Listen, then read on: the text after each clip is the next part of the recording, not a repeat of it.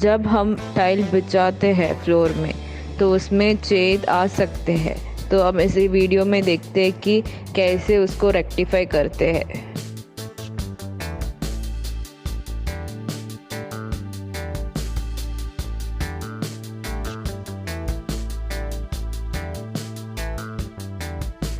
इस छेद की वजह से अगर थोड़ा सा भी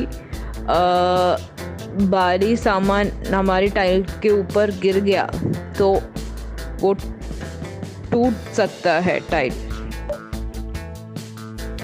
इसको रेक्टिफाई करने के लिए दो टाइल के बीच में जो जॉइंट होता है ना, उसको क्लीन करके लूज ग्राउट फिल करना है।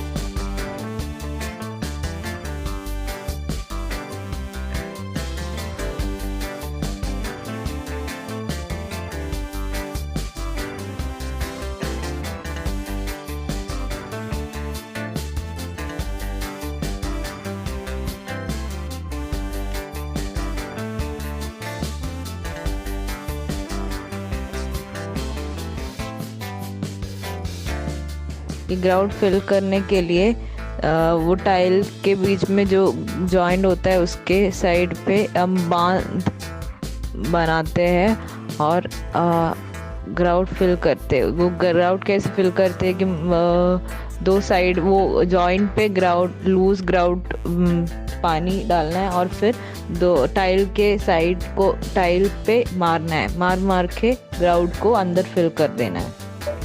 जब हम टाइल बिछाते हैं फ्लोर में तो उसमें छेद आ सकते हैं।